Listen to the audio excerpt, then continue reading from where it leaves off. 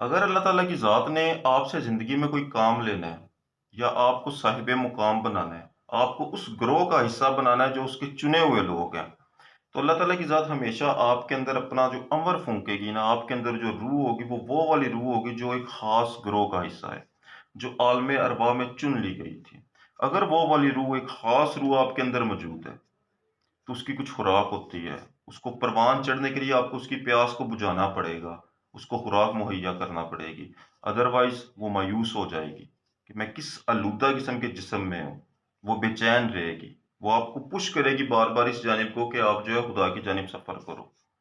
دیکھو، اللہ تعالیٰ کی ذات نے جو اللہ اپنا امر انسان کے اندر پھونکا ہوا ہے نا، وہ صاحب مقام ہے۔ اور آپ کا جب تک اپنے امر کے ساتھ کنیکشن بحال نہیں نہ ہوتا، آپ کبھی بھی صاحب مقام نہیں بن سکتے۔ حضرت آدم علیہ السلام کو فرشتوں نے سجدہ جب کیا تھا، تو اللہ تعالیٰ کی ذات نے یہ بات واضح قرآن میں ہمیں بتائی کہ میں نے اپنی روح کے اندر سے اس کے اندر پھونکا ہوا ہے، تب سب نے اس کو سجدہ کیا تھا۔ حضرت جبریل امین، حضرت میکائیل علیہ السلام، یہ جتنے بڑے بڑے فرشتے ہیں نا، سب نے انسان کو سجدہ کیا تھا، تو اس کے اندر ایک خاص روح موجود تھی۔ حضرت آدم علیہ السلام کے اندر ایک خاص روح موجود تھی، اور حضرت آدم علیہ السلام نے بھی اس دنیا میں آ کے اس روح کو خوراک مہیا کی تھی۔ وہ خوراک کون سی ہے؟ اس کی مثالیں نا ہمیں مل جاتی ہیں، قرآن پاک سے بھی مل جاتی ہیں، جیسے حضرت ابراہیم علیہ السلام، اے اللہ تو کیسے مار کے زندہ کرتا ہے؟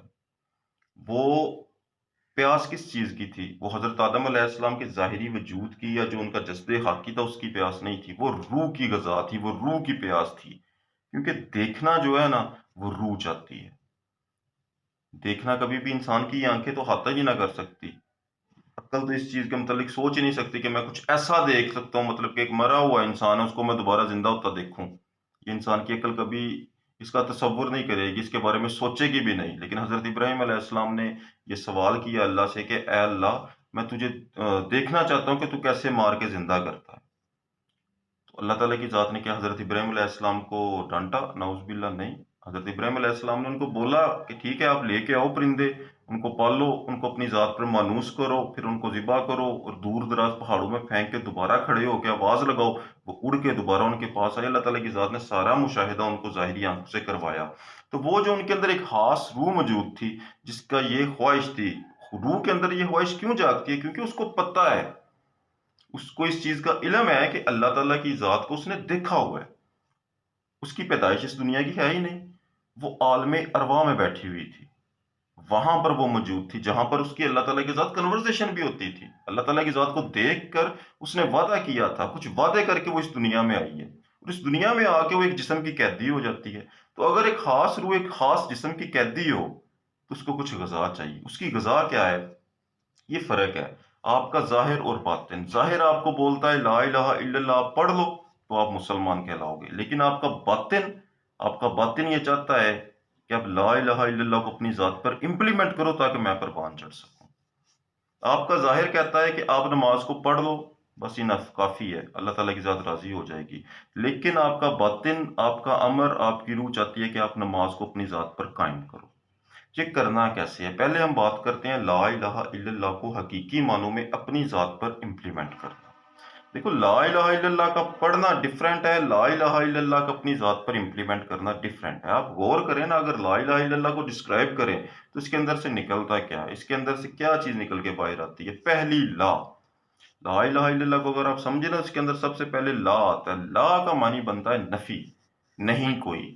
اب نفی کے اندر کیا کیا چیزیں آتی ہے؟ اگر آپ اس کو آپ بالکل ایزی لینا تو پھر مطلب ہے کہ نہیں کوئی معبود اللہ کے سوا، لیکن اگر آپ حقیقی معنوں میں لا کو امپلیمنٹ کرو گے نا اپنے باطن کی خاطر، تو پھر یہ بہت گہرائی میں ڈوبا ہوا ہے۔ پھر آپ کو اللہ کی منزل طے کرنی ہوگی، اللہ کا مقام آپ کو حاصل کرنے کے لیے لا کو آپ کو امپلیمنٹ کرنا ہوگا۔ نفی، دیکھو یہ دنیا ہے، جب نفی کرنا ہے کچھ بھی نہیں سوائے اللہ کے، اس دنیا سے آپ کو لگاؤ لگانے کی اجازت نہیں ہے۔ اس دنیا میں رہ سکتے ہو، آپ چل سکتے ہو، اپنی ظاہری وجود کو لے کے چلو، لیکن آپ نے حقیقی وجود، اپنی ذات کے امر کو بالکل اجازت نہیں ہے کہ آپ نے اس دنیا کے ساتھ دل لگانا ہے، اس کو نفی کرنا ہوگا۔ بات یہاں پر ختم نہیں ہوگی، اس کے بعد آپ کے خاندان کی باری آئے گی، وہ بھی تو لا میں آتا ہے۔ آپ نے ظاہر کو لے کے چلنا ہے ان کے ساتھ۔ میں یہ نہیں کہہ رہا کہ دور جنگلوں میں چلے جاؤ، جا کے مراقبے کرو، ڈیرے لگاؤ، ایسے کرنے سے کچھ فائدہ بھی نہیں ہوتا۔ یہ چلے بلے کاٹنے سے، جنگل بیلے گھومنے سے اللہ نہیں ملتا۔ اللہ کو حاصل کرنے کے لیے لا الہ الا اللہ کو امپلیمنٹ کرنا، اس کا طریقہ کار الگ ہے۔ نبی پاک صلی اللہ علیہ وسلم نے دنیا بھی رکھی تھی اور دین بھی رکھا تھا، ظاہر بھی رکھا تھا اور باطن بھی رکھا تھا۔ ہمارا دین اصل چیز ہی ہے۔ تو جب خاندان کی باری آئے گی تو آپ کا دلی لگاؤ اللہ کے ساتھ ہونا چاہیے۔ ظاہری طور پر ان سے چلو، لیکن لالچ لے کر، تما لے کر نہیں۔ حقیقت میں آپ کو ان کی کوئی پرواہ نہیں ہونی چاہیے۔ پھر اللہ کے سوا آپ کو کسی کی پرواہ نہیں کرنی، اور بات یہاں پر بھی ختم نہیں ہوگی۔ اس کے بعد آپ کے بیوی بچوں کی باری آ جانی ہے، ماں باپ کی باری آ جانی ہے، وہ بھی تو لا ہی کے اندر آتے ہیں۔ آپ نے ان کو بھی نفی کرنا ہے۔ اس کے بعد کیا بات ختم ہو جائے گی؟ نہیں، اس کے بعد سب سے بڑا پہلو اس چیز کا شروع ہوگا۔ دیکھو اللہ تعالیٰ کی ذات نے جب انسان کو خلق کیا تھا نا، تو اللہ تعالیٰ کی ذات نے انسان کے دو روپ بنائے تھے، دو حصوں میں تقسیم ہے انسان۔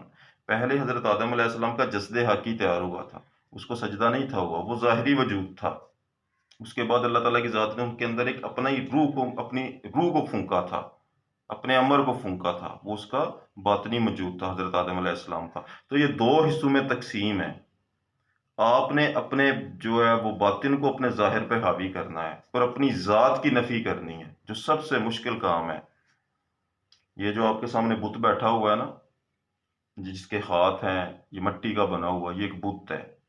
اس کے اندر وہ امر موجود ہے، اس اندر والے کے اور اللہ کے درمیان یہ تیسرا ہے۔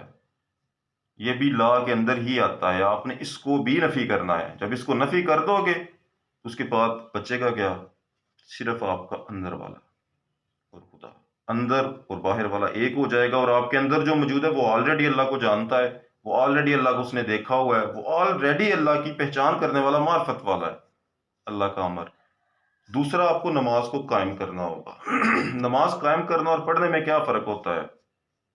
یہ بہت لمبی بات ہو جائے گی، چلو میں کچھ شارٹ آپ کو بتاتا ہوں، اس کے لیے میں الگ سے ویڈیو کروں گا، لیکن کچھ شارٹ میں آپ کو ضرور بتاتا ہوں۔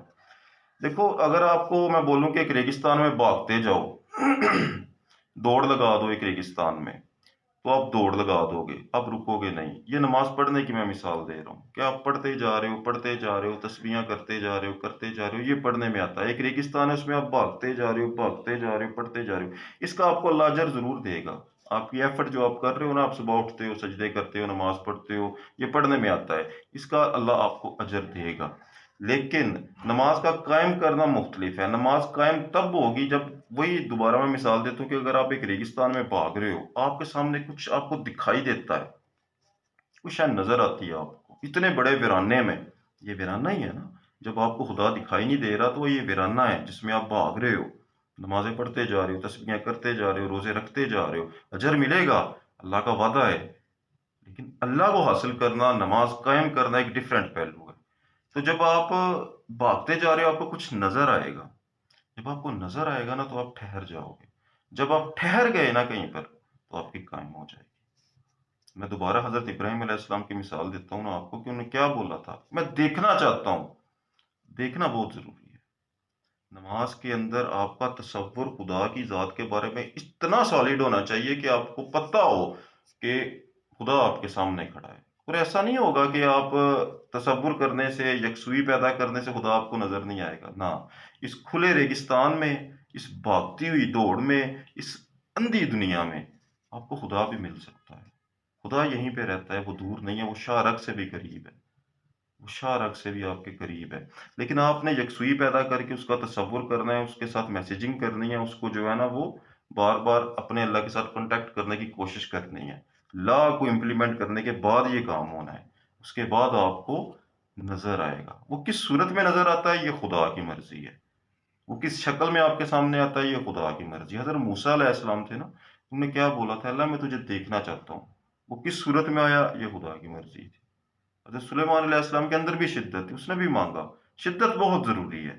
انہوں نے بھی بولا کہ ہر شے پہ مجھے جو ہے نا وہ مالکی عطا کر، ہوائیں بھی میرے محتاج کر دے، ہر شے محتاج کر دے میری، تو اللہ نے کر دیا تھا۔ حضرت ابراہیم نے بھی کیا، حضرت موسیٰ نے بھی کیا۔ نبی پاک کے اندر تو اس قدر شدت تھی کہ وہ آسمان پر چلے گئے، معراج پر چلے گئے اللہ کو دیکھنے کے لیے۔ تو یہ جو اندر والے کی شدت ہے نا، دیکھنے والی، یہ نماز کو قائم کرنے میں ہیلپ کرتی ہے۔ لیکن اس پر میں نے کبھی ڈیٹیل سے ویڈیو کروں گا کہ نماز کا قائم کرنا آخر کیا ہوتا ہے۔ جزاک اللہ خیر۔